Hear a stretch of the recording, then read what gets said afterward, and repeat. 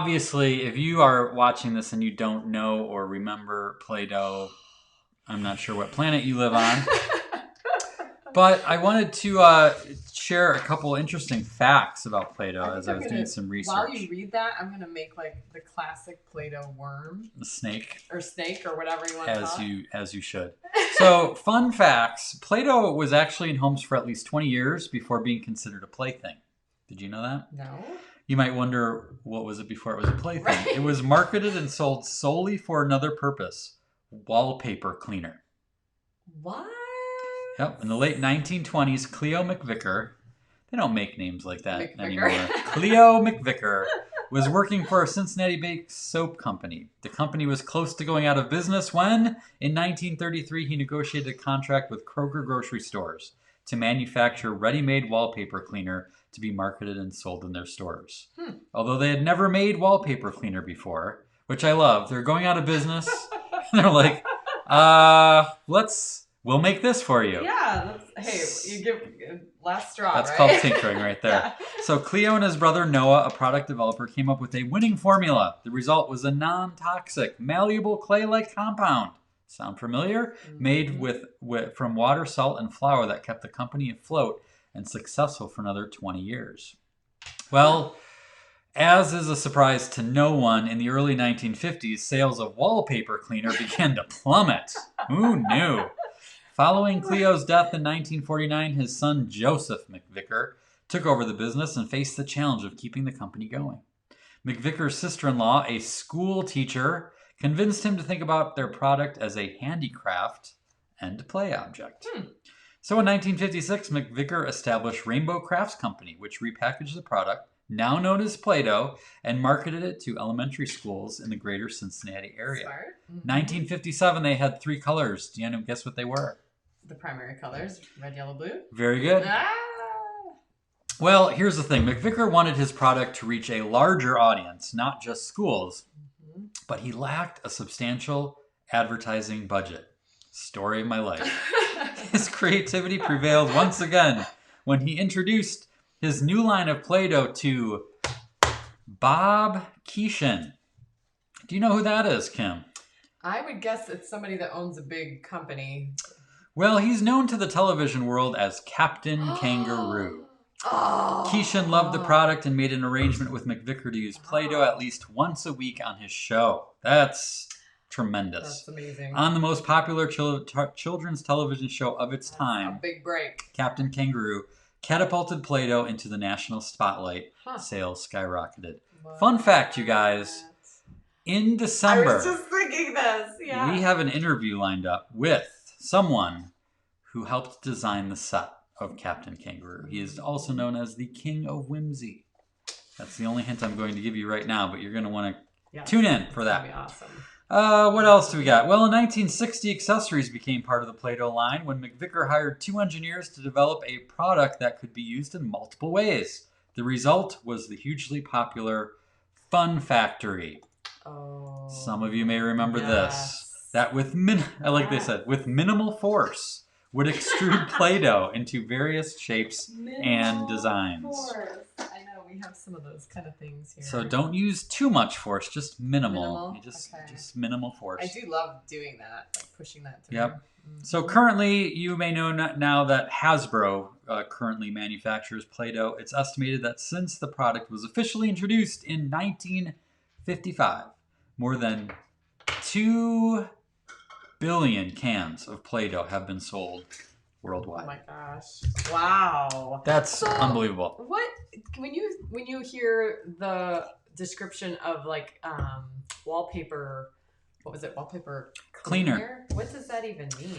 You know, that's a good question. And I actually read that and it went right out of my head. You know, I just like, don't know. I've never applied wallpaper. Care. We have pulled wallpaper off of my mom's bathroom, but I don't know maybe someone can do some quick Google searching for us because this is so smooth. You have to play with this. I will. Okay. Well, I'm doing a segment here. Oh, okay. All right.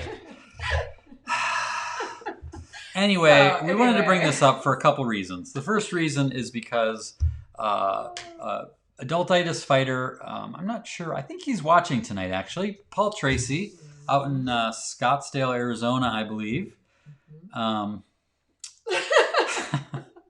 This is gonna be a doozy.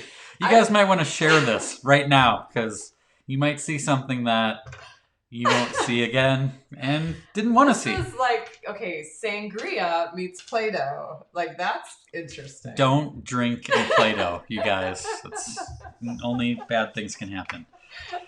Paul is present. Yes, Paul is present. Okay, Paul. Well, I want to give you a shout out. Thank you. That's what Ro does to me. She's Kathy like, Rose is focus, keeping things on task.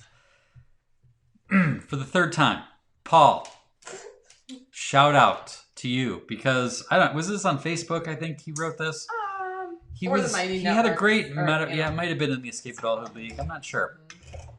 But he suggested a thing about Play-Doh. Great metaphor. He said, it's been a weird year, but think about the Play-Doh squeeze toys. Sometimes you need a little pressure to make something fun, different, and unique happen.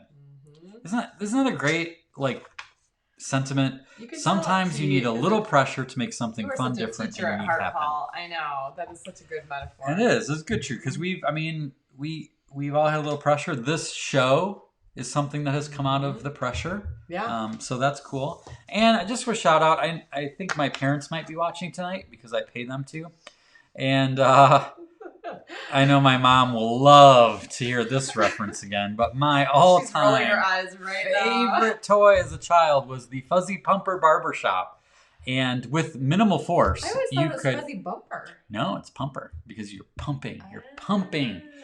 You know, like when I go to the barber, I like to get pumped up. It's a different story. Pump up the jam. But yeah, it was the coolest because with minimal force, you'd put this in here and you'd pump it up and the hair would extrude. Love that word, extrude out.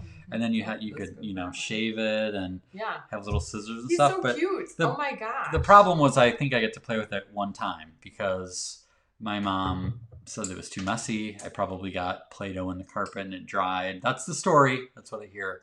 Well, if I remember your kitchen, you guys had carpet under the kitchen table. So that's not my fault. No, like if the whole house is carpeted. Fact that if I were defending her, which I am in this moment, carpet under the kitchen table. I think this was actually in our very first house, which I'll be talking about later, which I think was linoleum. And, but you were so small. How would you remember that? Well, why would you hold it against me? I don't know. Defend yourself. I think it's clearly. I think any parent. My mom dropped the ball. No, I'm just gonna say that. No. Any parent who has cleaned up Play-Doh out of, especially carpet, but really anything, is like, that's enough. We don't have to do that anymore. So I get it. We would have a classroom of 25 kids playing Play-Doh at the same time. It was a nightmare. But then why get me this amazing toy? That's the great dichotomy of life. Best toy ever received. Yeah. Kim says we had carpet and I hid the Play-Doh. So there's a vote for my mom, I guess. Yep. Jill needed a toothpick to clean it every time. Yeah, that's the thing. It's just funny how you say that toothpick. I'm like, yes. So true. We got Team Jason. Kelsey says I had Play-Doh hair salon too, 90s version. Nice. Yeah, I think they called it hair salon later once it was the Fuzzy Pumper Barbershop. So I mean, what are we voting on here? Just the fact that my mom was mean, and you don't think she was? That's not the vote. No, I think there's just a certain level of forgiveness that happens where you feel maybe some injustice for not being able to play Fuzzy Pumper enough. And you want to lay down on a couch with you to get more comfortable? I think my childhood was lacking. I don't know why. An adult. Here comes Linda. What'd she say? He lies. I don't think we need to show that. What's he say? Oh, can't see it. No! Let's take this down. He lies. Was allowed to play at the kitchen table. I don't remember it. I don't remember. A lot of memories you don't have before age 6. This is fake news. All right? She let me play it once. I remember playing it once. That's how I know I loved it.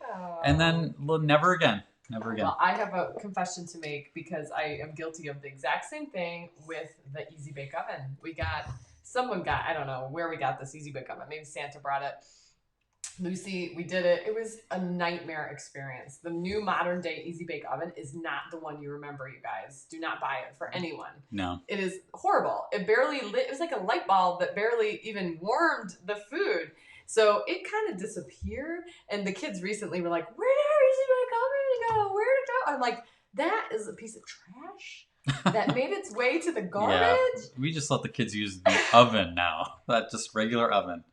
So I'm with you. I mean, if that happened, Linda, I'm totally with you because sometimes things just disappear and you don't know what happened to it. Classic daughter-in-law sucking up. That's all this is about right here.